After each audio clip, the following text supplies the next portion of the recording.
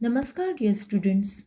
In previous lesson, we have learned that we must treat old people, patients, and those with special needs with care and respect. Today, let's learn what is transportation and communication. Transport helps us to move from one place to another. Study the pictures shown here. You can see that we use different means and modes of transport at different times in history. The means of transport we use nowadays are faster and safer than the older ones.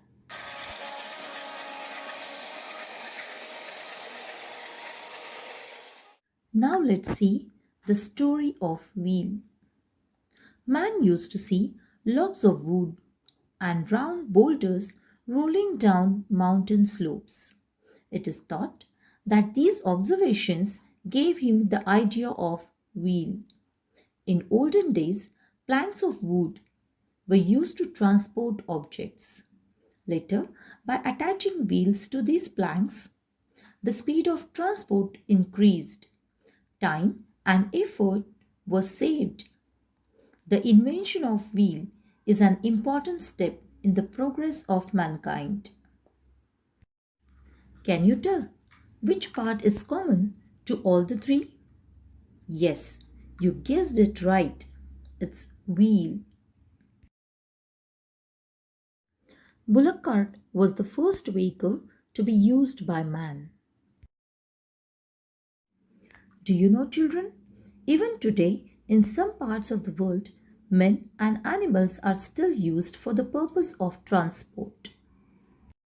For example, yaks are used in the parts where It is difficult to reach. camels in deserts and dolis in mountainous areas. Water and wind are substances that flow. Pipes are used to transport these substances. Water has been transported through pipes or canals since ancient times. Combustible substances which burn easily, such as mineral oil and natural gas, are transported safely through pipes. Now observe these pictures.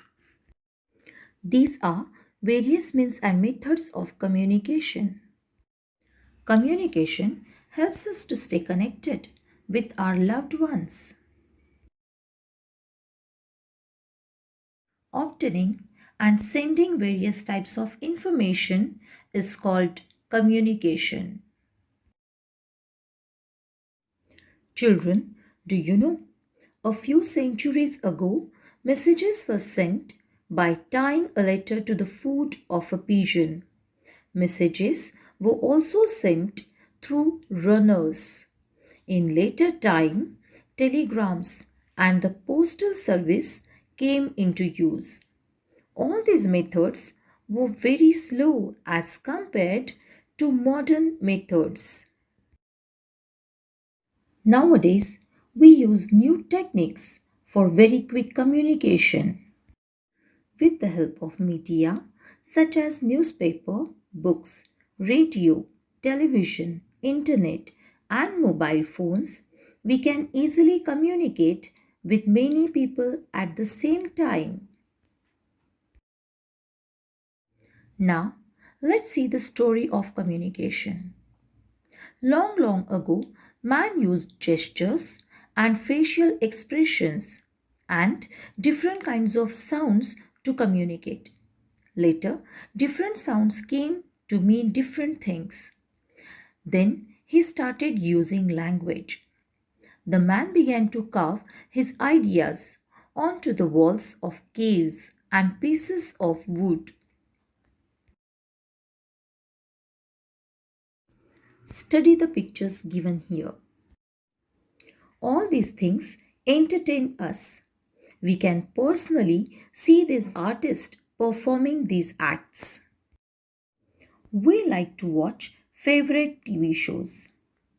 They are performed somewhere far away from us. They are filmed and recorded there. and then transmitted to us. We can see and hear these programs using the devices such as TV, radio, computer, and projector. Recently, the use of mobile phones has increased.